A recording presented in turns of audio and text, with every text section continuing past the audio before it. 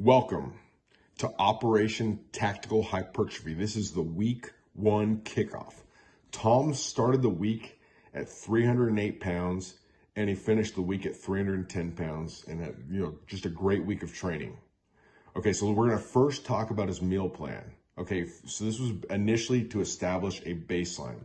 Tom is definitely an outlier in how fast his metabolism is, so you can't just go off a pre-scripted formula and, hope for the best. Well, at least if you want to get great results, you can't. So for meal 1, all of this was blended together. 1 banana, 20 grams of dates, 30 grams of honey, 100 milligrams of full cream milk, and black coffee were all blended together and drank. Okay, from there, he had 4 eggs. Those were cooked and eaten separately. Okay, meal 2 to 6. So he made all this into 5 meals. Okay, so you basically, he divvied it up over 5 separate meals. So you just divide each of these things by 5.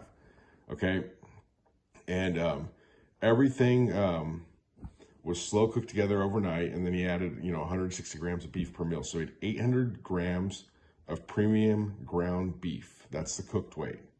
750 grams of white rice. That's the raw weight. 600 grams of sweet potatoes. That's the raw weight. 100 grams of lentils. That's the raw weight. 500 grams of broccoli and 100 grams of carrots. Okay.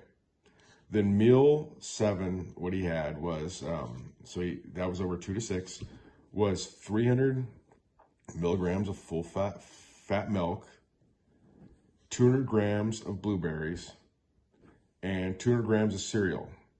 That was all blended together. So what did this come out to? This came out to a total of 7,000 calories.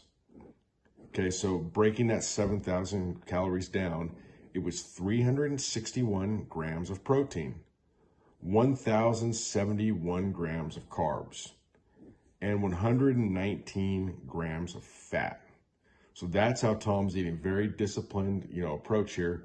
And obviously not an easy approach to follow, but Tom wants it bad. So what we did this week is right now Tom is not doing 2 days or anything. We're gonna see what we can muscle out of, or no pun intended, out of just training once a day. So day 1 is a strongman type of day, adding in some RDLs, neck extension work, all that kind of stuff. And from there, Tom goes on to day 2. Day 2 is dumbbell bench press, supersetted with seal row, incline dumbbell bench press 30 degrees. Then he does chain flies, side neck, dumbbell floor pause, tricep extension. We have, as we go on, I'll give you more detail here, but today I want to mainly make sure we cover the nutritional aspect and some of the athletic stuff that's being done.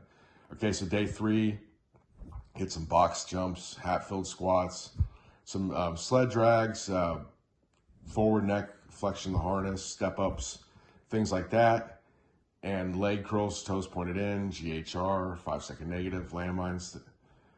Day 4, it's a very light day where Tom just focuses on, his arms, but it's done in a very strict muscle intention style. We want to first off save Tom's elbows, and because we're banking on the fact the primary driver of growth during this training cycle will be the compound movement. So we really want to focus on the muscle. If he can't feel it, he's got to kill it on these. Very important there. Then the final day, Tom hit some lean away, cable lateral raises, face pulls, neutral grip pull-ups, Scott presses, straight arm pull downs, some hammer strength seated rows, and some more cable chest flies. So you look at this, split. Tom's, definitely hitting at least each muscle group at least twice a week, and oftentimes, more than that when you factor in overlap. Obviously, you could say you train once a week your chest or your triceps, and you do, you bench press one day, and then you do, tricep extension or something else second day. Obviously, your chest got some sort of a workout when you're doing bench press, so you got to keep that overlap stuff in mind. So right now, one of the differences, look at the athletic stuff we have. We're putting the high step-ups in. That's going to help Tom athletically. The box jumps, that's going to help Tom athletically. And if you're powerlifters and stuff listening that aren't into this tactical stuff, that's still that kind of stuff can help you. Because if you never go outside your box of bench press, squat, and deadlift, one wrong movement, you can get hurt. Okay, so then we're also adding in hill sprints. And the goal, why hill sprints instead of regular sprints? Because basically with tactical athletes, I like to do sprint loading. That's just making a sprint harder than it is. Could be, different examples would be a weighted sled, running hills, parachutes, weighted vests, rubber cords, even running in the sand. Just something that provides you resistance. And there has been some misconceptions about that. So I looked at this one study, it was in 2016, published in a sports medicine journal. It showed that 10 out of 11 papers showed like how well sprint resisted training worked for people. And it showed that even people use up to 43% of their body weight when training this way with a sled actually still made gains. So I think the nomenclature wouldn't work for with higher weight. It's going to be more for like an Olympic athlete with that perfect cadence. So Tom, we actually have doing hill sprints right now. And so these are a lot safer for tactical athletes because he's not actually at his maximal velocity.